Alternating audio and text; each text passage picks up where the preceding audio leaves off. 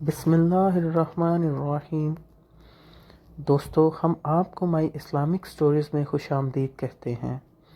اگر آپ کو ہماری ویڈیو پسند آئے تو ویڈیو کو لائک اور شیئر کریں اور ہمارے چینل کو سبسکرائب کریں اور بیل آئیکن پریس کرنا نہ بھولیں تاکہ آپ ہماری نئی آنے والی ویڈیو کا نوٹیفیکیشن حاصل کر سکیں۔ حضرت عمر رضی اللہ عنہ کا ایک خوبصورت واقعہ۔ ایک دفعہ کا ذکر ہے، حضرت ایاس بن سلمہ اپنے والد حضرت سلمہ رضی اللہ عنہ سے نقل کرتے ہیں کہ انہوں نے کہا، حضرت عمر بن خطاب رضی اللہ عنہ بازار سے گزرے، ان کے ہاتھ میں کوڑا بھی تھا۔ انہوں نے آہستہ سے وہ کوڑا مجھے مارا اور فرمایا، راستے سے ہٹ جاؤ۔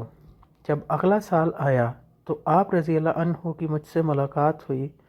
مجھ سے کہا، اے سلمہ، کیا تمہارا حج کا ارادہ ہے؟ میں نے کہا، جی ہاں۔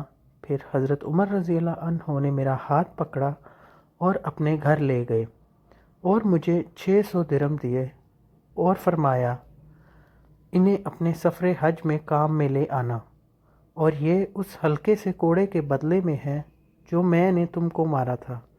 میں نے کہا، اے امیر المومنین، مجھے تو وہ کوڑا یاد بھی نہیں رہا۔ حضرت عمر بن خطاب رضی اللہ عنہ نے فرمایا، لیکن میں تو اسے نہیں بھولا، یعنی میں نے تو مار دیا لیکن سارا سال کھٹکتا رہا۔ جزاک اللہ۔ دوستو، اگر آپ کو ہماری ویڈیو پسند آئی تو کمنٹ میں ضرور بتائیں تاکہ ہم آپ کے لیے مزید ایسی اچھی ویڈیو لے کے آ سکیں۔ شکریہ۔